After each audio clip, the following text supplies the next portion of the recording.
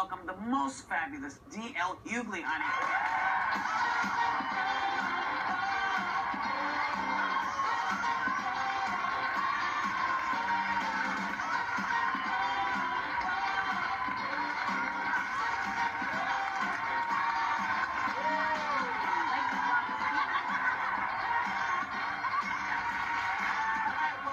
You know, I accidentally touched Raven's breast. It was. Well, it's hard not to. It's hard not to. On purpose, but I enjoyed it. There you go. Well, will you, speaking of enjoyable, will you enjoy the debates tonight? I think it's like a reality show. I think, like the more racist that the racism that Donald Trump spewed, same guy. The higher his number. If he says the N-word, he's gonna be president tomorrow. I swear to God. There's a certain thing that he's tapped in. I swear to God, taking him seriously in a debate is like Flavor Flav winning the spelling bee. That's not. Can I tell you? We follow you very closely. Are you gonna be okay? I hope you'll be live tweeting tonight. Yeah. You know, like he said these things about.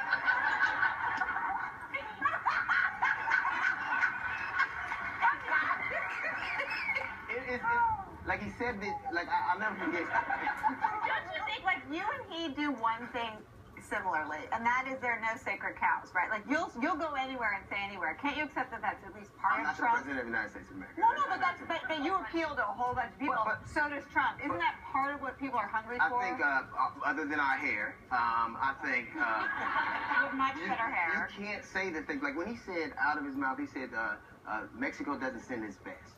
Right. Like when did nobody in America sent their best? Not the Italians, not the Jews, not the Russians. Nobody sent their best. Everybody sent people who wanted to get away. That's right. Right. So, like moving. Like you don't move if you're happy. The whole thing, Emma Lazarus, giving you tired, you're poor, your huddled masses yearning to breathe free, the wretched refuse of your teeming shores. Send these. If we don't mean it, we should scratch it off, or at least put P.S. except for Mexicans. We should do that because if we don't mean it, we should do that. The whole Republican field what he believes. But I think if you don't believe what he believes, you should say it. Yeah, some of them have, but I hear your point. Yeah, it should be more. How do you feel about when you say things like this? Well, my daughters are angry with me all the time because, like, they say stuff to me. Like, my daughter called me the Caitlyn Jenner thing.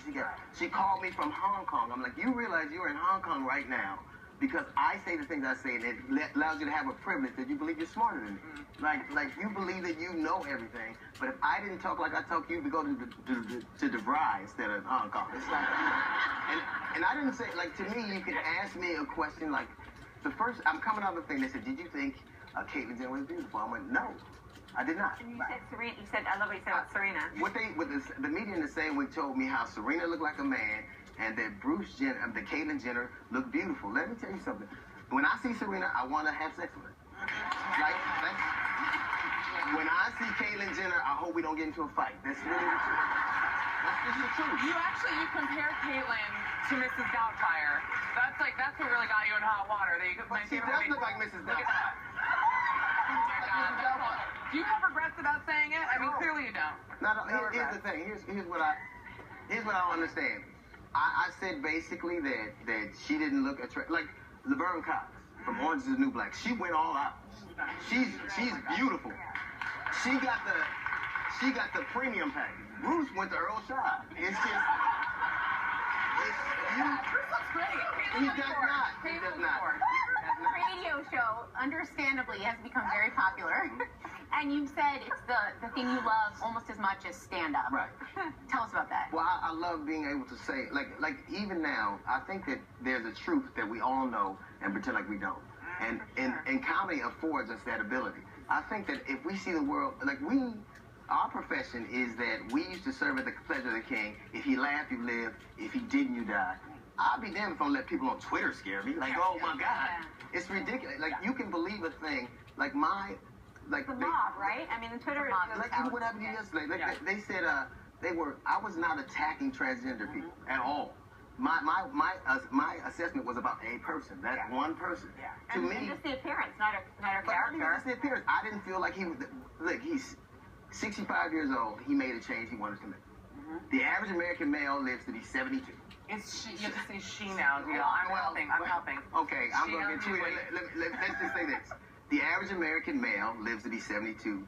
Caitlyn made that change at 65. Some people think that's brave. I think doing something with 7 years of life left is a bucket list. That's what I think it is. I think that's what that is.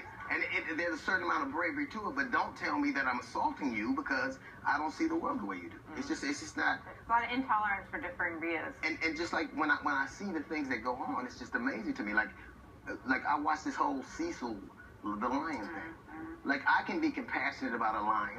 And I can be compassionate about what's happening to black people in this country. I can be because I think people want you to choose one, and if you're not similarly outraged, no, I agree with you. I got in trouble too for saying that the Planned Parenthood debate shouldn't be linked to Cecil the Tie. I can be upset about both. But Cecil the lion, the same thing that would allow you to kill a lion. Like Cecil the lion ain't too much different than Cecil the black dude in the hood. It's like that same mentality where you can wantonly take a life just because you want to, and nobody. Like it's insulting to me, and we can have. I can see the world the way I do and not assault the way you see it. But no one has the right to kind of bully you into seeing the world the way you do. Well, this is true.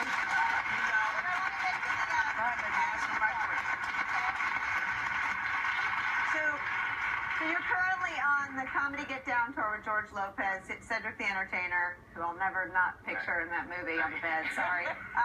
Eddie Griffin and Charlie Murphy. How's that going? It's Charlie, by the way, man. It's Charlie. Eddie's brother. Yeah. Charlie.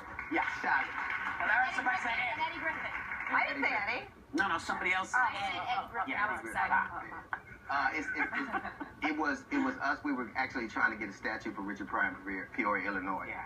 And we'd gone out and we did this concert and it went so well we decided that we should go on tour together. And it's the most fun I've ever had. I think the two cats, the five cats that really respect each other and have a ball. Yeah, not for nothing. Right. Add some chicks. Right. You ain't got no men on the view. What y'all doing this? I am not the view. No. Okay. You will call me. Okay. Well, I tell you what. You put me on the show and I'll put you on tour. That's how that goes. All right, ABC. Grow a pair. You think you nervous about me? Put him on the show. We love D.L. Hughley. You can listen to the D.L. Hughley Show weekdays from 3 to 7 p.m. Make sure you get these comedy tickets to the Comedy Get Down tour. We'll put all the information right on our website. We will be right back. Thank you, God.